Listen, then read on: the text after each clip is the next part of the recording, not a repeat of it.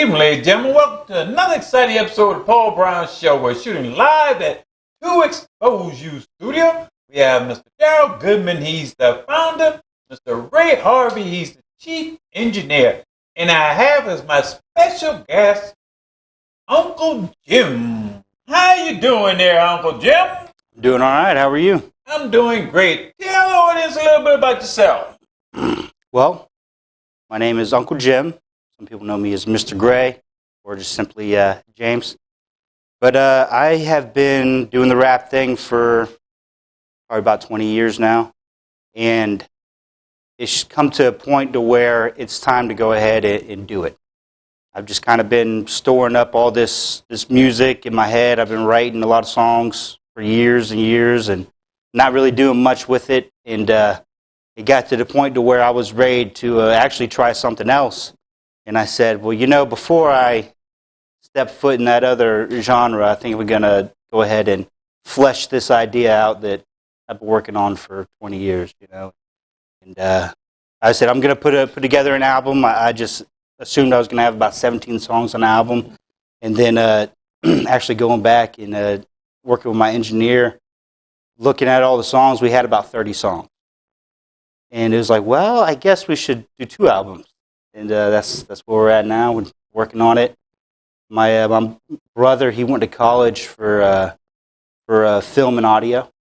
So he shoots all my music videos, and that's what we're working on right now, trying to get a couple of videos out.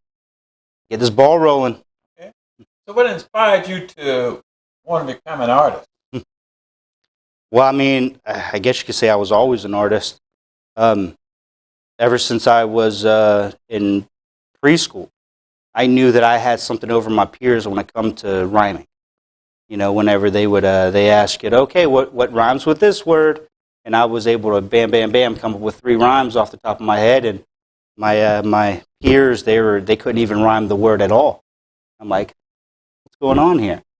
And just so that kind of fostered into poetry in English class. Whenever they started teaching about that, I always took really well to that. It wasn't nothing for me to write a poem. And what actually inspired me to get into rap was when I had a crush on a girl. Okay. And one day we were like headed to, we were on a field trip on the bus, and I was in the seat in front of her. I kind of popped back and was looking at what her and her friend were talking about, and she was talking about this new rap album that she just got. And at the time, you know, I didn't really know what rap was. You know, growing up with my parents, we listened to country and classic rock, you know. I never really even knew what it was about. And but having that crush on that girl, it made me go home and start doing my homework. And I started listening to the rap stations, and like this is pretty cool. And then I started spoofing songs that I liked. And then eventually it changed from spoofing the music to, well, you know, I could write my own stuff, my own original stuff. And then it just kind of grew from there. And if it wasn't for my friends that just loved it, we all had a good time listening to my raps, you know, just hanging out. One of my friends would do a beat, and I just would spit one of my raps.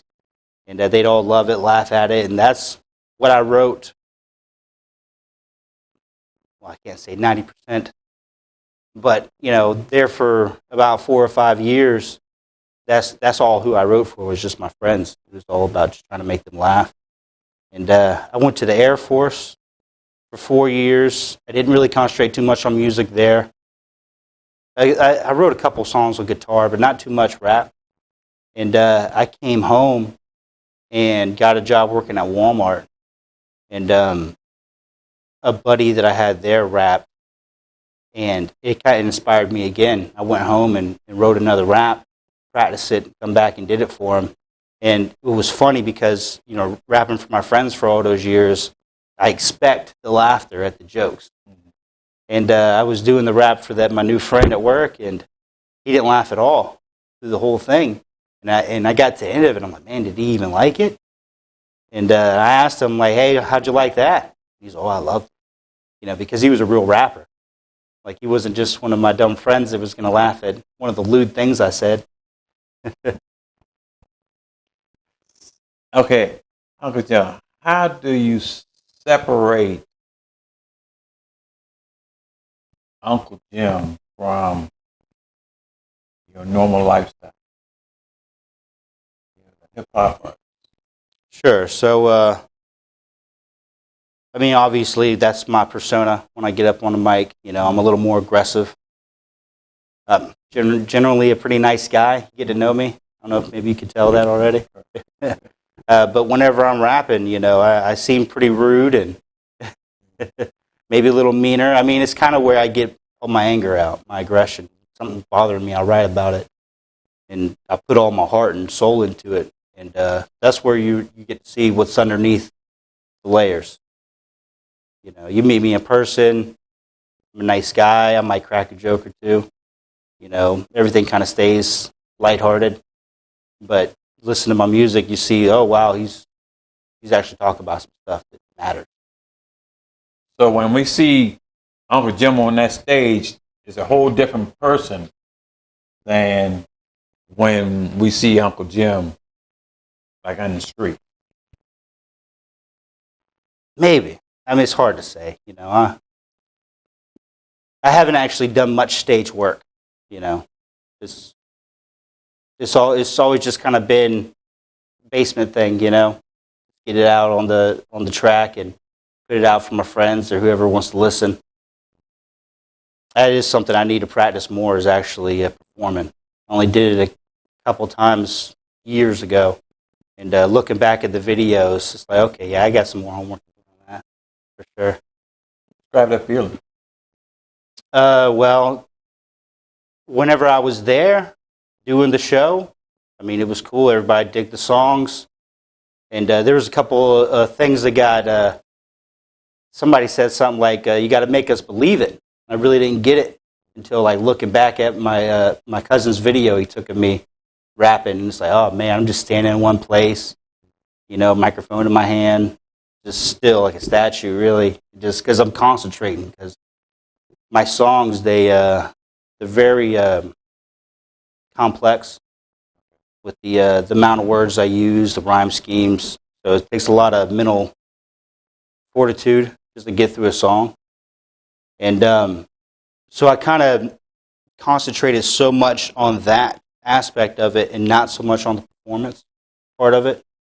And like I said, that's something I still got to do some more homework on. And but yeah, watching that video of me just it kind of put a bad taste in my mouth for a little while. I was like, man, I don't know if this is for me. That's why part of the reason maybe why I took a break from it for so long. But I mean, at this point now, I put too much time and effort in it, and I'm gonna see it through to its end and do whatever I got to do to make it happen. So is there fair for Uncle Jim to get back on that stage to actually go back and then do it again? Is there a fear of actually getting on that stage? A fear? Oh, of course, a little bit. You know, You intimidated? well, I mean, I'm not easily intimidated, but it doesn't mean that I'm not scared of nothing. You know, I mean, I think courage is knowing that you're afraid of it and doing it anyway. Isn't that part of being an artist? Yeah. I mean, for me, my art has always been a way to get through a hard time. A lot of times it is. A lot of my music, if you look through my catalog or about personal stories, you know, and that's where my art form really blossomed. Just sitting there and really delving in deep to what was bothering me and getting it all out. Because once I got it out on a track, it wasn't emotions that were dragging me down. Now they were just words I could look back at and, you know, learn a lesson from. Okay, yeah, your music. You probably answered this, but what message are you trying to get out in your music to your audience? I think the biggest message that I want to get out to my audience is that this life is hard, and no matter how hard it is, you can get through it, make it out to the other side. And I still struggle with that because life is hard, you know, especially when you got kids. You got to worry about and make sure they're fed. And you also got to make sure the bills are paid. And you also got to go see your grandma that's in the hospital. And it's a lot, you know. And that's why I write my music is to, because it can get to be so much on my shoulders that I feel like, well, what's the point? But whenever I stop and I think and I get a minute to myself to write, it helps me through it. And if my music can help anybody through the hard times they're having, then that's why I do it. You know, because that, I mean, I do it for myself to get through those times. And if it could help somebody else, I mean, that'd mean the world to me. Uncle Jim, is being an artist is the ultimate goal is to be successful and famous to you? Mm. That's not really my ultimate goal. I mean, where do we, you know, judge success at? You know, is it your number one in all the fields that you went in? Like compare it for everybody to look at in the world to say, oh yeah, he did it, he was number one. I mean, is that real success? I mean, what comes along with that? You know what I mean? Success for me would be able to make some sort of a financial living off my art at all. I mean, I don't have to be the top artist in the world to consider myself successful. I mean, if I can just produce my art is the only thing I do in life and can make a living off it and do what I love, that's success for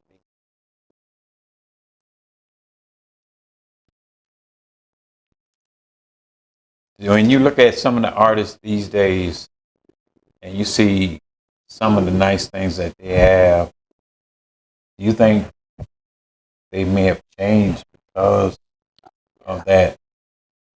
Yeah, I don't think you can help but change. You know, I mean, you could hear it in the music of the artist before they were famous and after they were famous. I mean, of course, what they're talking about is different, but a lot of times, you know, their soul's not there anymore. You know what I mean? Like you can hear it. Like, well, what happened to the old version? You hear it all the time, and you hear the artists themselves complain about themselves hearing it all the time. You know, oh, what happened to old me? That's all everybody cares about, you know? And, I mean, I don't think that you can help but to change whenever your life changes, right? I mean, you're not going to be the same person after your life changes. I mean, I think I'm trying to, you know, fortify myself for that because I don't want to turn into something that I don't believe in. You know, I got a lot of projects in mind to do, and I think I got plenty of stuff to keep me busy for the next couple of years, more than just music. And I mean, at the end of the day, the biggest thing is how am I going to be remembered? You know, is it going to be, and what's going to be the most important thing about how I'm remembered? All I can think is about my kids. You know, like, yeah, I want to produce art and put it out there for the world to see and hopefully love and want more of, you know. But my kids, those people are what's important to me, my kids, my family. And how can I provide for them and make sure they have a happy life, or at least a productive one? Speaking about your kids, when you become rich and famous, how do you teach your children about the struggles of life when they have it? Well, right now they don't. You know what I'm saying? When you become Well, rich, yeah. when you become rich and famous. Yeah, well, I mean, that's something that, you know, that's a bridge I got to cross when I get there, ultimately, because I could sit here and try to plan, but who knows what's going to happen when you cross your foot through that doorway. All I can do is right now teach them all the lessons I can while we are in this point of struggle. I think my daughter will be fine. She's almost an adult as it is, and she's got her head on straight, and I couldn't be prouder of her. And so happy that her mom taught her everything she did, and I was able to teach her as much as I was able. And because I think she's going to do great things. My two boys are still pretty young, so yeah, by tomorrow, rich and famous, and get all the everything in the world to buy and give them at their whim. Am I going to do that?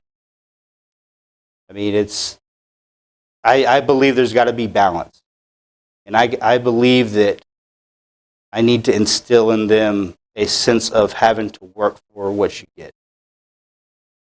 So, maybe it's not whatever little James wants to do at the drop of a hat he gets to do. Maybe it's, well, let's work for that, kid. Let's get out and cut some grass. Let's go, let's get up under a house and see what's wrong with the plumbing. Let's, hey, come up under this house with me, lay this vapor barrier down.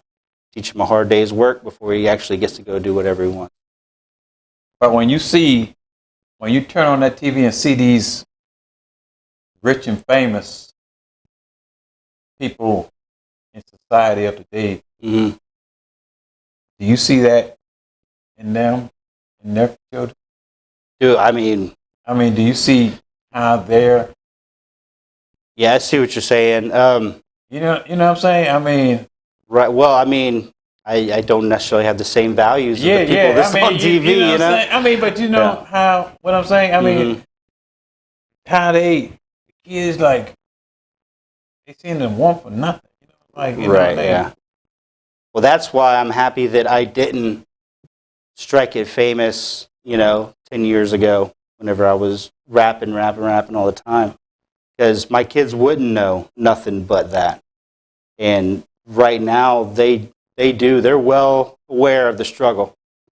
And I think that personally, I feel like the kid is who that kid's going to be for the rest of their life by the time they're 4 to 6. Anything else you do after that, it's not going to do too much on shaping them. Their friends shape them more than you do after that age.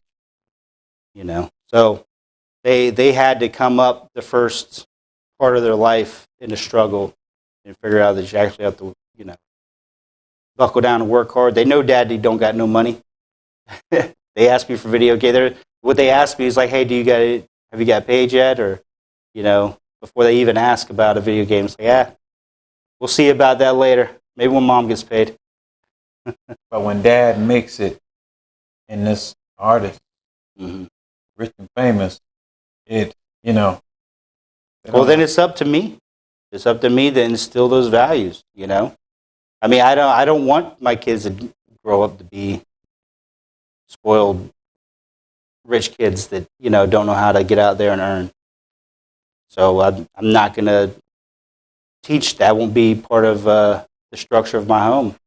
You're going to have to earn what you get in this world because, I put in lots of hours to earn, hypothetically, the rich and the fame. And it's not right for them to just be able to get whatever they want off my hard work.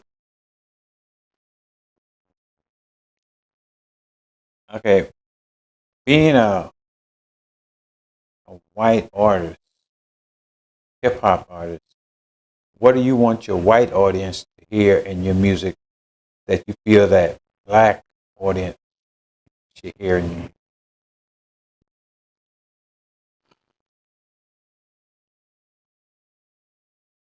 I don't know if I want to necessarily break it down between the races.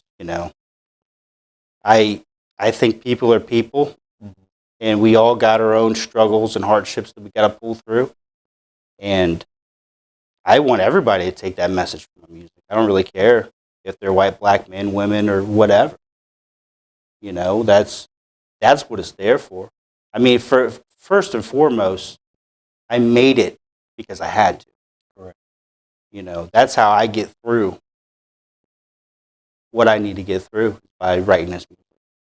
So if anybody can take something I wrote and use it to better their lives or themselves, and make things even a little easier, I mean, that's what it's there for. It's not necessarily I'm putting out messages that are only for white people. I think that's foolish, and racist. I mean, there's a lot of white audience are coming into the hip hop industry these days. Yeah. You know what I'm saying? It's like they're coming into it. They're starting to listen more to the hip hop now. Well, I mean, I've never been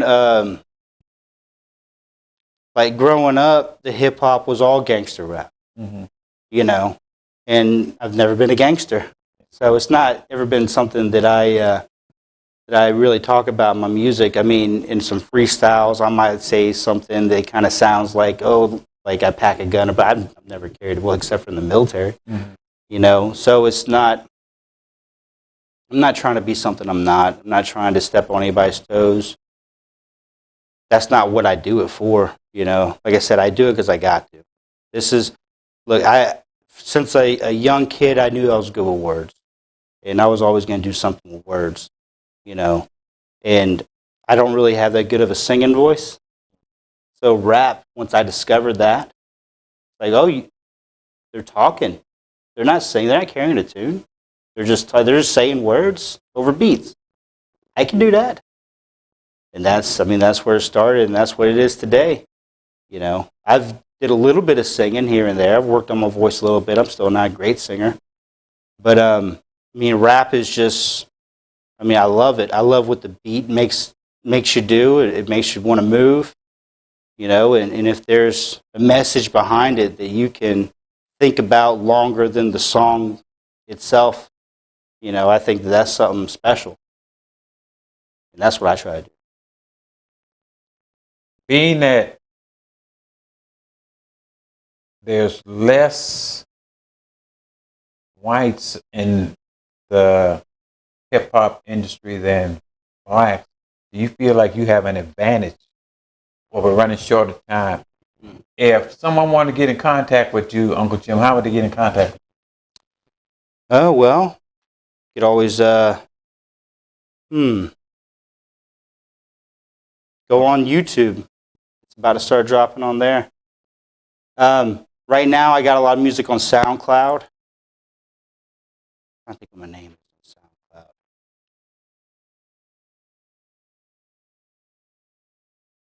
SoundCloud. Yeah, YouTube's probably the best place to check me out right now. I got a few things on there. James Gray. James Gray? Yeah. Okay, let's look for James Gray on YouTube.